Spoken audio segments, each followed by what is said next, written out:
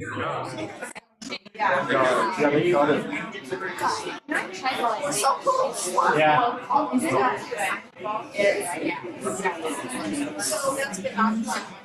That's not fine. At least they're gonna like that, right?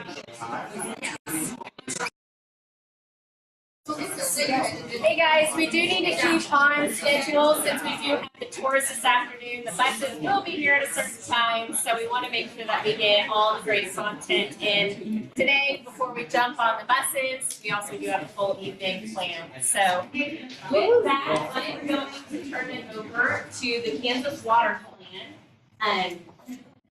Vijay has joined us today to share some more information.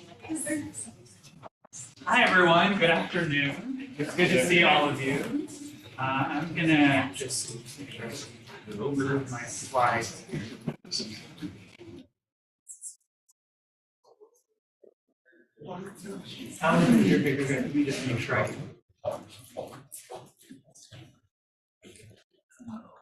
Move your mouse over bottom left. Bottom left. See if the shadow shows up there.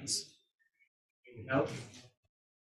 Able to page down. There we go. Okay, we're good. We got this. Okay. Hi everyone. I'll do the introduction again. My name is Vijay Ramasamy. I'm the Governor's Special Advisor for Water. It's so lovely to be with all of you, and thanks, Sarah, for squeezing me in on what is a very, very busy and wonderful day for all of you. It's great to be here. I wanted to make sure to be here with you all in person to talk a little bit about kind of the effort that we've taken on here with the governor and with the agencies and with the Kansas Water Authority on really shifting the state from planning to implementation of the Kansas Water Plan. It's really nice to be in Hays for the first time. I've heard so much wonderful things about Hays, especially on water conservation. I didn't dress well for the weather. I had a couple of folks that actually stopped me on the street and said, "You look really uncomfortable in that outfit." It's good for me to remember for next time.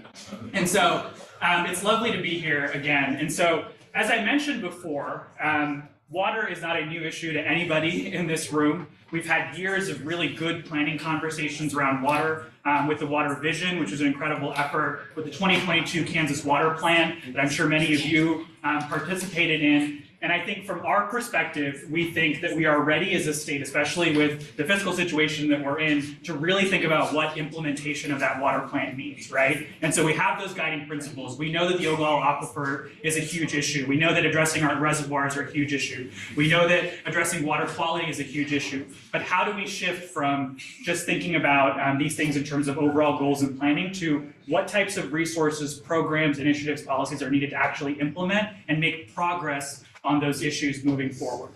So I'm going to just do a quick presentation on kind of the effort that we've taken on here for this year, and then would love to hear kind of everyone's questions and concerns and whatever I can do to be helpful to provide more information.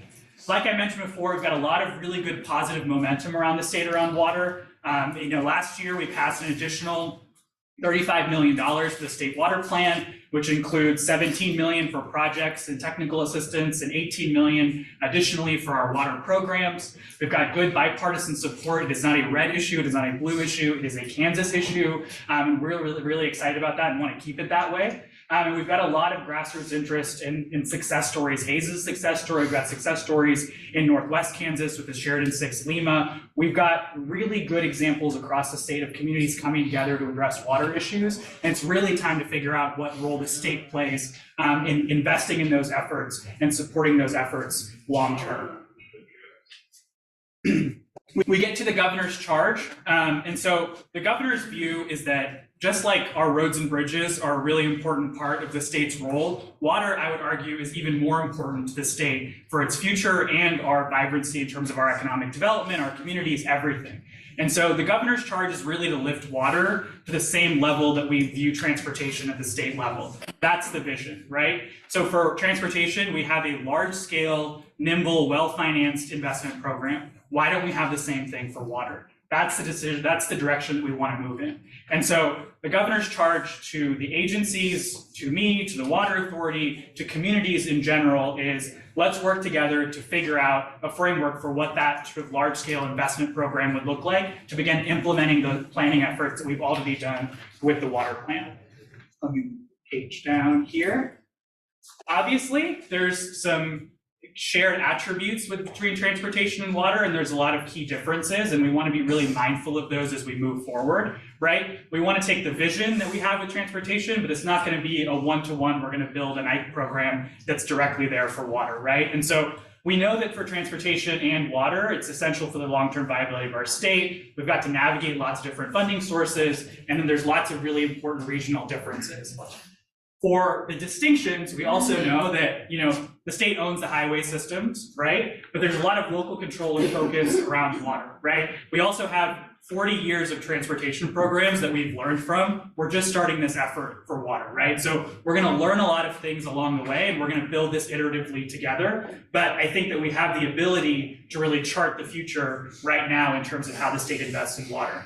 The other piece that's really important is that we just have one KDOT. We have, I think the last count was like 17 different agencies that work on water, 3 major ones, right? KDHE, the Water Office, Department of Ag.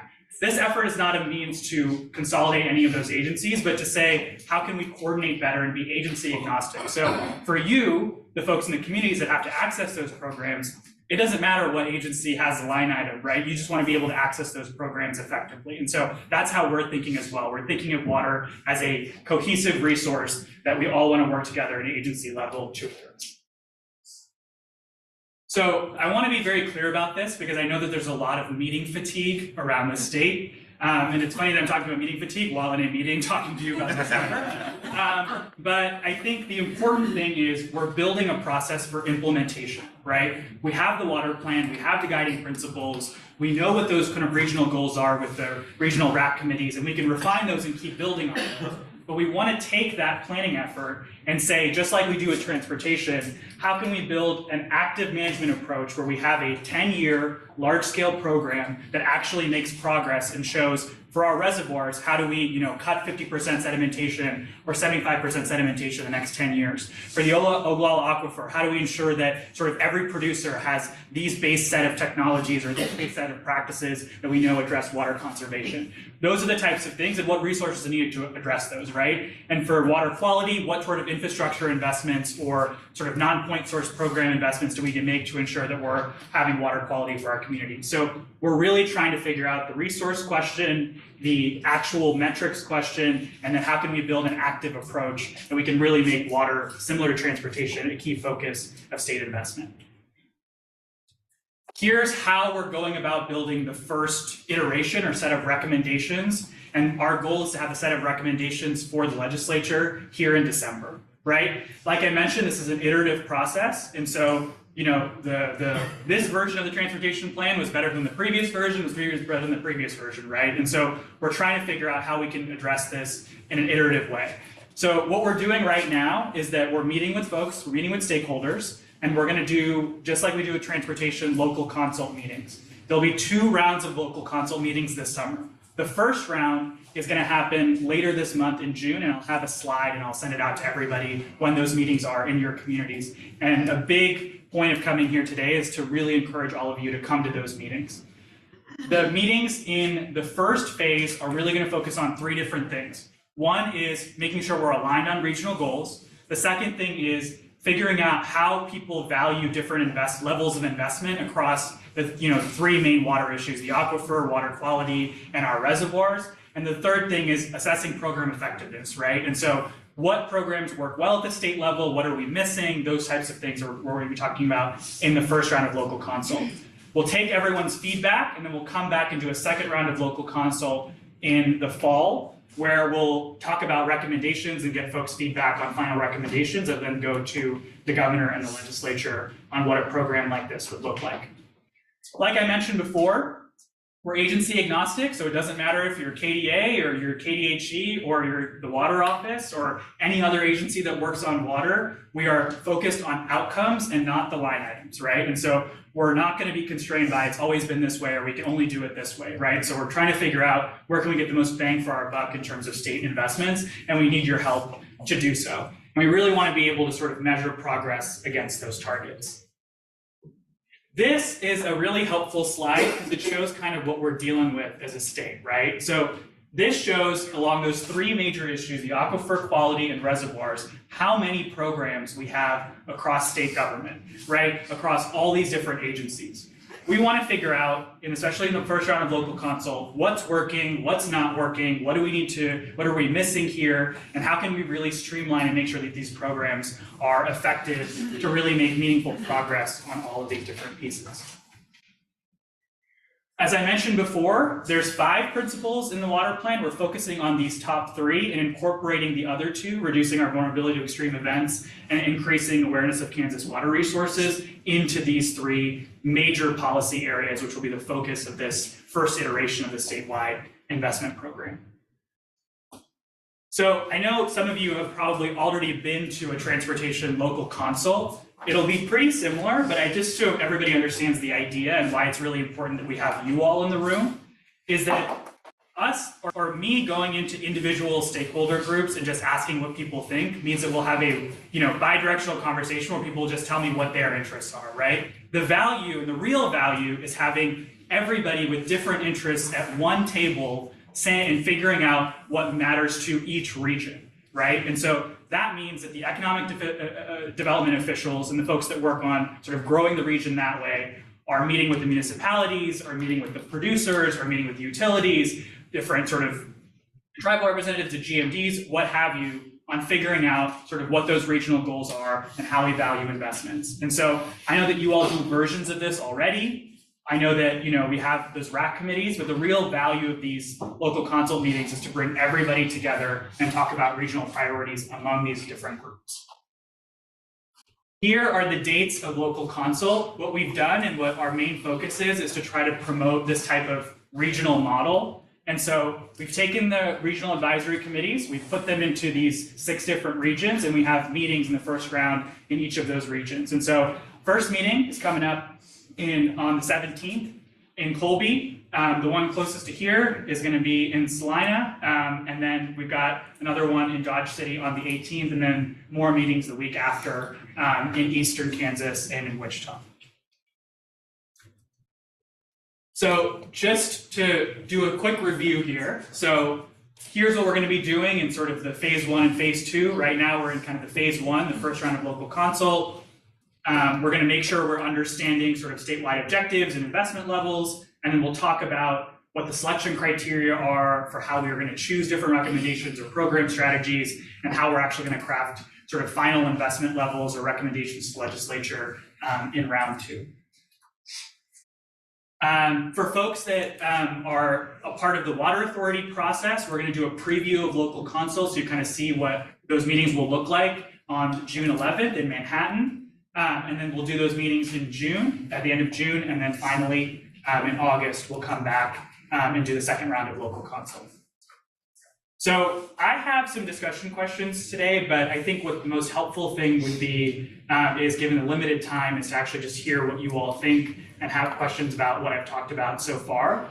The biggest thing that I think will be helpful for us is getting the word out about local consult. I think water is an incredibly important issue to all of you, as it is to the state, and making sure that your voice, especially on the economic development front, is there in these conversations is going to be very, very, very important. Because as we plan regionally, as we plan locally, we all have to come together to really understand what our water needs are into the future and how we can all play a role in ensuring that we have that water available to bring in businesses and even sustain the businesses that we have in each community. And so that's the effort. That's kind of the sort of 10,000-foot view of what we're trying to do here in the next 6 to 8 months. And so we'd love to hear your questions.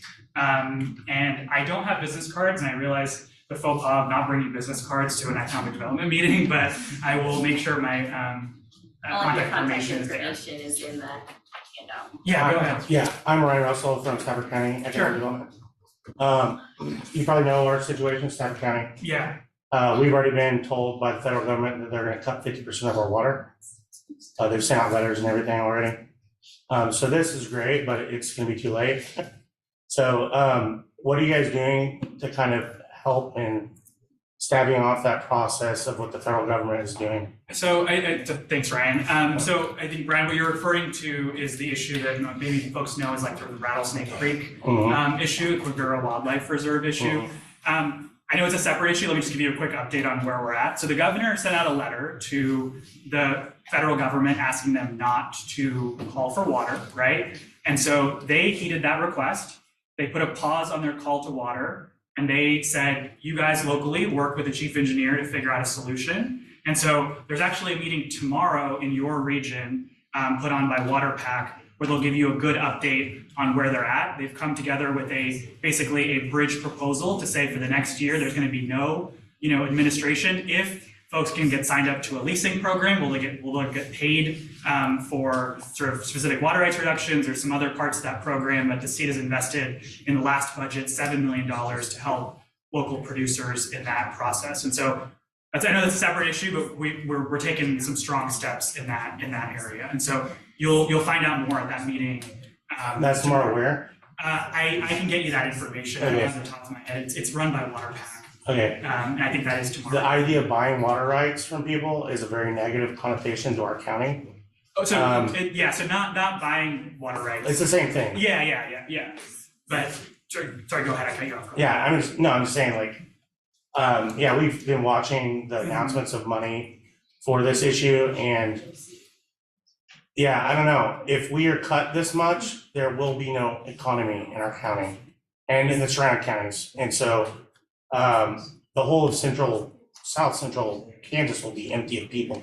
Yeah. If something is not done. No, So, I totally get it. I think we're on the same page of trying to figure out a solution with the federal government, right? And so I know it's a specific water rights issue between the federal government and local folks, and our goal is to kind of, we're being a mediator here and saying, we don't want cuts, let's figure out a way to stop that from happening. So we're on the same page there. Okay. Yeah, go ahead, yeah. Thank you, Rachel. I'm in Wichita County, so far west. Sure. The local consult meetings towards the end of June, speaking from, that is the middle of wheat harvest, and everybody who has a tie to the ground and really relies on their water for their livelihoods will be unavailable in a sense to even give their feedback. Yeah, no, I considered July would be better.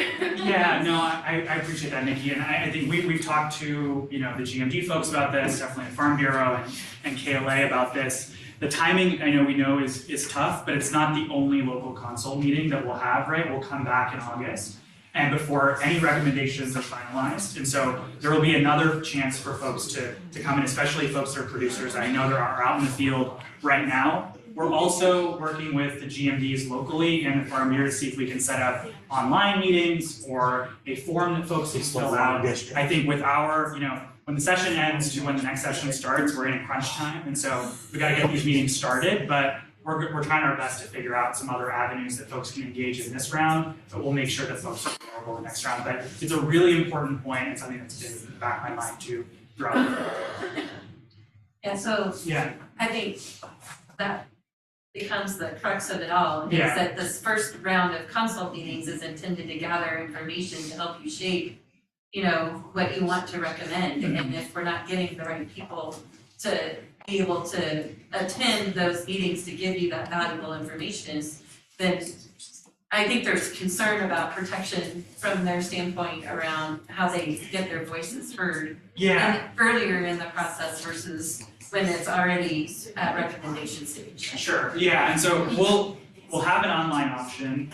We'll try to figure out ways with those specific groups to try to get maybe, a specific meeting just for producers later in July or something like that. But I know that the timing is tough. We're just trying to figure out how to, have a sort of ongoing process given sort of all the different deadlines we have before session. But we'll try our best to make sure there's different avenues.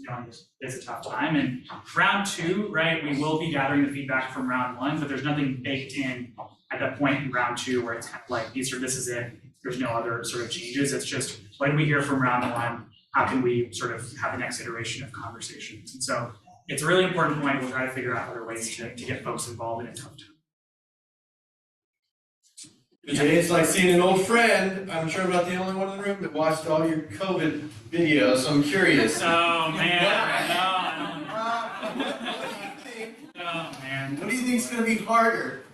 Teaching Kansans about federal CARES money or getting a unified water plan? That's a tough question. I didn't think that was going to come up. I thought that was going to be me. Oh man. Oh boy. I just like to apologize that you had to be on this. Both are complex. I think this one might be a little bit sort of more complex in that way. But I think regardless, both are examples of if we can get folks engaged and at these meetings and connected, I think we can really figure some of these issues out. And I think it's about making sure that we're available at the state level. Just sitting in Topeka and making these decisions is just unhelpful for everybody. And so the point of those was to make sure there was a face every week. And so again, coming here and having these meetings is to make sure that we're here to listen about what's most important, not just from one sector or the other, but from all these different groups. So yeah, appreciate that. I would say,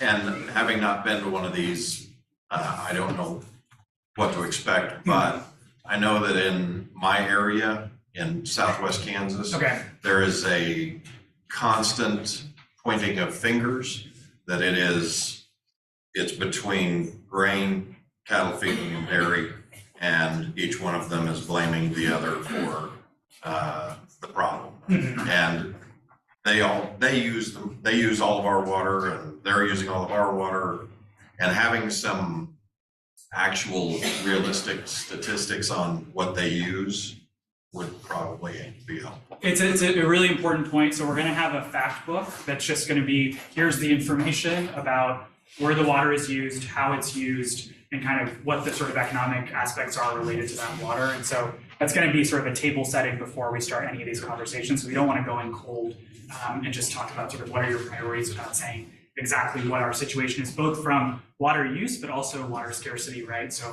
what are we looking at in terms of usable life in different areas is a good example. Yeah, go ahead. So was in the Oklahoma Panhandle or Oklahoma in general, they don't have a lot of the restrictions. So how is either the federal government approaching that? Because if they don't have any restrictions on pumping, then, I mean, it's just not fair. And I guess with the state try to have an accord. I know we've had a battle with Colorado for decades. I think that lawsuit's spoken. The Kansas River. Question I had was the effectiveness of the aquifer recharging that's going on in Sedgwick County. Is that really monetarily effective or efficient? Is that something that could be replicated in times of plentiful water? Or is there any update on that? I will tell you, I don't know the specifics on that piece of exactly sort of how effective or not effective. The folks there love that project. I think, it depends on the amount of flow sort of in the river, or if they're able to recharge.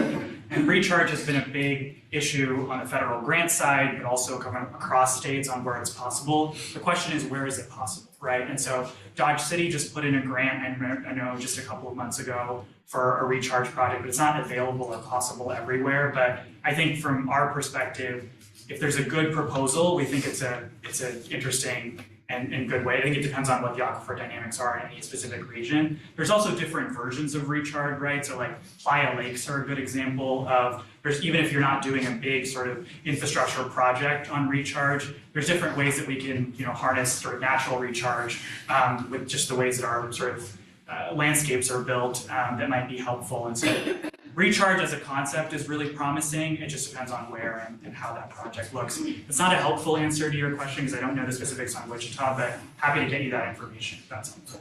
And what about the other states? Like, how's the state gonna have some equity from these neighbors? Yeah, it's a good question. So I mean, we're just like we have a lot of sort of local control within the state. It's federalized, and states have a lot of dominion over their water issues moving forward. Where there are shared water resources, right? For example, with Colorado or with Nebraska, then we have an ability to negotiate because what happens upstream affects what happens downstream. With the aquifer, it moves. It doesn't move very much, right? And so it's not as if you could save water now, but it's going to move, and then your neighbor's going to pump the water later, right? And so it moves very, very slowly. And so people view that from a policy perspective as a static resource. So Kansas aquifer is Kansas aquifer, and then Oklahoma's is kind of Oklahoma's aquifer, right? And so my job is to kind of flip it and to say, if we focus on Kansas, right, we know that access to irrigated agriculture long-term is important to the economies out there, right? But we have a lot of areas of the state that cannot sustain irrigated agriculture for more than 25, 30 years, right? And so if we want to continue for those communities to have high land values, to be able to fund their schools, have good property taxes, we have to figure out a way to manage this resource better. And so we've got really good data across the state. I know folks have talked about this term called Q-stable, which is something that Kansas has and other states don't have. Basically, because we put water meters in and we have really good data at the state level, we're actually able to tell you in any region how much water you need to cut to stabilize the aquifer. Other states really can't do that for the most part. And so there's maps across the state that show the Q-stable number, or what percentage you need to cut to get to stable. In some cases, it's like 10 to 15%.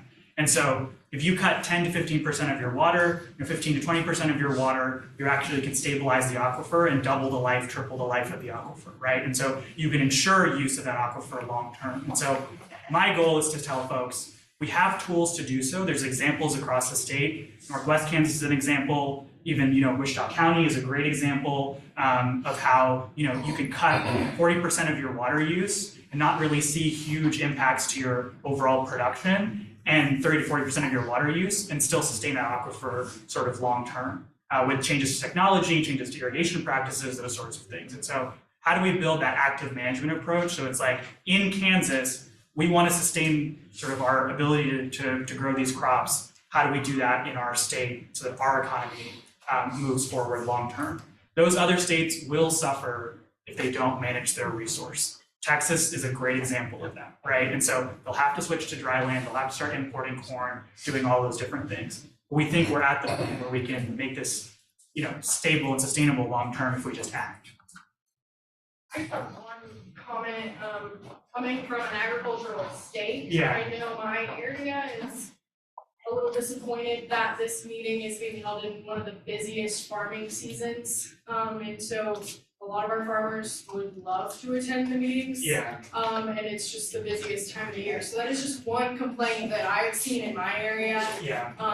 Especially being a little bit more irrigated in the state. I'm from Southwest Kansas, where you see a lot of irrigation, and with it being literally wheat harvest right now, when our farmers aren't going to be able to come to give their advice at these meetings. So that was just one thing I wanted to pass along, that they were a little frustrated to see the dates come out during wheat harvest. No, I know, I appreciate that. I know it's come up from a couple of different folks, and again, the decisions on sort of the meetings are trying to figure out how we can get as many meetings as possible in a short period. And I totally understand that. I just wanted to relay the complaint, because that was a big complaint in my region. It's really important and really well taken, and so we'll again figure out ways to make sure that the folks can provide feedback in other ways in the next few weeks, knowing it's a busy time, and we'll make sure that those folks are heard. Every day is busy for farmers. They got something to do. Yeah. It's a hoax. Yeah. I was raised one.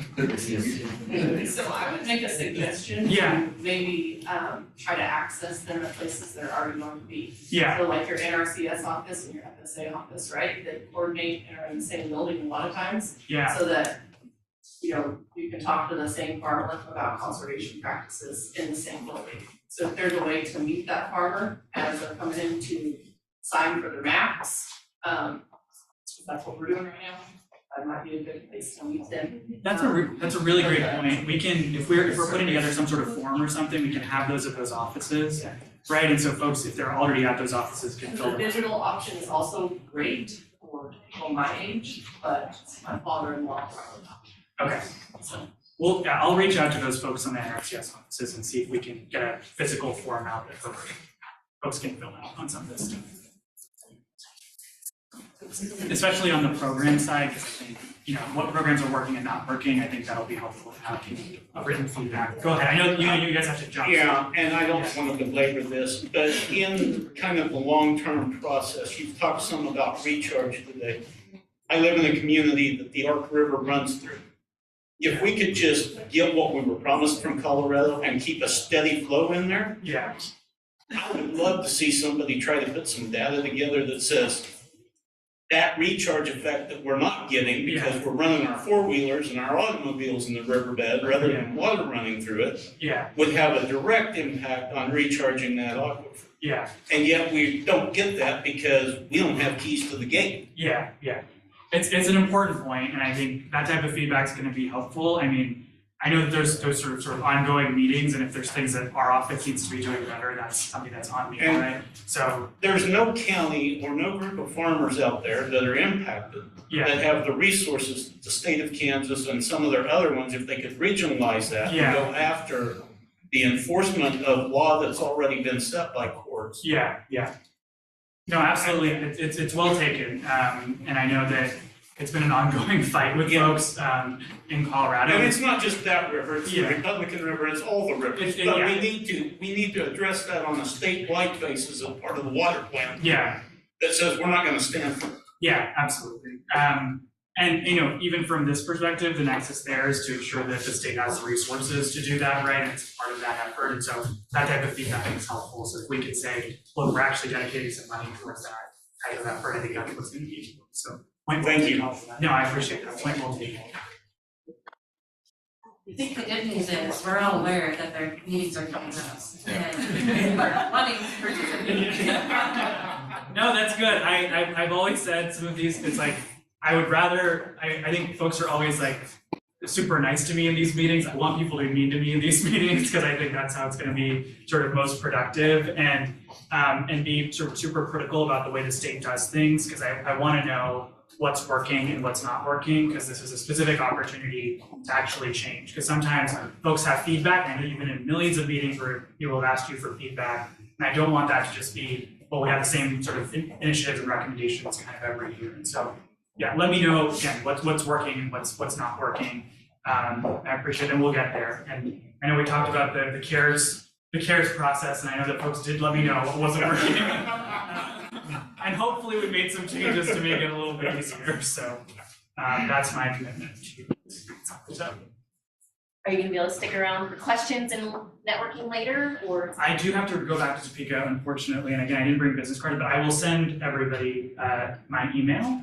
And so feel free to reach out if there's anything that comes up, and I'll also send out the invitation that it seems like folks know I want some of these meetings. So awesome. Thank you.